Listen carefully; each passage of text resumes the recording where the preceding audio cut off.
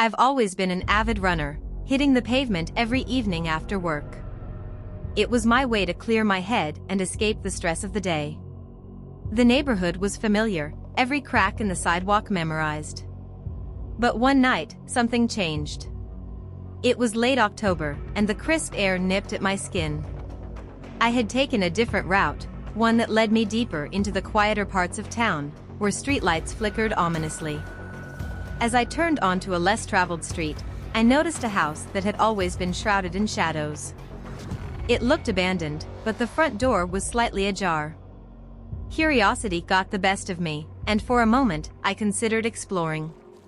But I shook off the urge, reminding myself of the stories I'd heard, tales of break-ins and disappearances in the area. I continued running, but the uneasy feeling lingered. A few blocks later, I heard footsteps behind me. I glanced back, but there was no one in sight. Shaking my head, I picked up my pace, dismissing it as paranoia. Yet, the sound persisted, echoing in the stillness. It was rhythmic, matching my footsteps. I turned another corner, and that's when I saw him, a man in a dark hoodie, trailing just a few paces behind. My heart raced. I quickened my stride, but he did too. Panic surged through me. Why was he following me? I pushed myself harder, my lungs burning as I sprinted down the street. I glanced over my shoulder again, but he was closer now, his face obscured by the hood. I darted into an alley, hoping to lose him. The shadows enveloped me as I pressed against the cold brick wall, trying to catch my breath. The footsteps grew louder, then stopped. I held my breath, straining to hear any sound. Just when I thought he had passed, a voice sliced through the darkness. "Where did you go?" he called out, calm and unnerving. "I just want to talk." Panic gripped me. I couldn't stay hidden. I slipped deeper into the alley, searching for an escape. That's when I saw a door slightly ajar at the end of the alley. It looked like an entrance to a basement. Without thinking, I rushed inside, shutting the door behind me. The darkness swallowed me whole, and I could barely make out the steps leading down. I descended slowly, praying he wouldn't find me. The air was musty, and I could feel the weight of silence pressing down on me. I reached for my phone, but it was dead. Great. I stood there in the dark, straining to hear any signs of him above. Minutes felt like hours as I leaned against the wall, heart pounding in my chest. Just when I thought it was safe to breathe, I heard the door creak open. "Where are you?" he called again, his voice echoing ominously through the basement. I froze, trying to silence my racing heart. I could hear him moving around, searching. Suddenly, the light flicked on, and I found myself staring at the cluttered space, old furniture, boxes, and shadows that danced eerily against the walls. Then, I saw him. He stood at the top of the stairs, looking down, that same unnerving calmness in his demeanor. "I just wanted to talk," he said again, but now I could see his face, a twisted smile, eyes glinting with something I couldn't decipher. "Please, just leave me alone," I shouted, desperation spilling from my lips. I turned to run, but he rushed down the stairs, blocking my path.